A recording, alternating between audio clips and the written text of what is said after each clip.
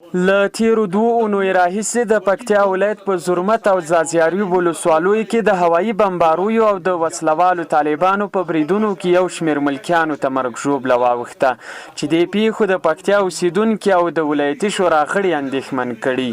دوی په همدې موخه نن ورځ په ولایتي شورا کې خبري ناسته رابللې وه او د وروستیو تلفاتو د غندنې ترڅنګ یې له دواړو غاړو غوښتنه وکړه چې د جګړې پر مهال د ملکیانو ژوند ته ځانګړی پام وکړي. که کله د موږ ولسي وګړي له منځه ځي، دلته د ولس او د دولت ترمنځ فاصله پیدا کیږي. د ژمي موسم د په پکتیا کې هواوې یخې دي، هر وګړی هر یو څوک ځي له غرونو نه د کور دپاره بوټي لرګي راوړي.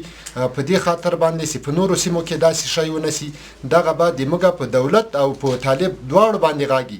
په اریوب ځای کې د زرمت په ولسوالۍ کې، په خوست کې، په پکتیکا کې، په لوګر کې یا د افغانستان په نورو ولایتونو کې، هلمند کې داسې بېګناه معصوم ماشومان، ځوانان، سپین ږیري، زنانه دا بیماري ته په شهادت رسوي.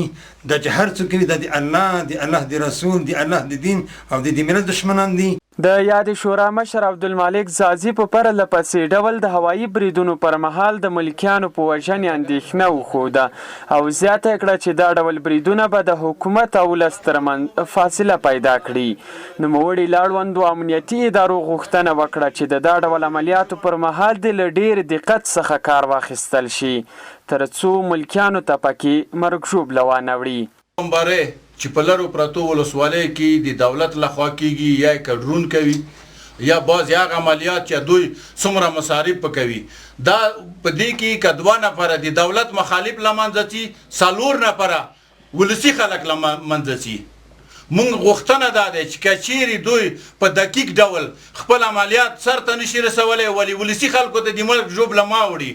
او د تعلیم نه مو دا غوښتنه دی چې د ولسي خلکو نه له ځایونه د استفاده ما کوي چې په دولت نه برید کوي. دا په داسې حال کې ده چې روان کال د پکتیا ولایت په زرمت ولسوالۍ کې د شپنیو عملیاتو، د سړک غاړې مین چاودنو او هوایي بمباریو پر مهال د ښځو او ماشومانو په ګډون ګڼ شمېر بېګناه وګړو ته مرګ ژوبله اوښتې ده.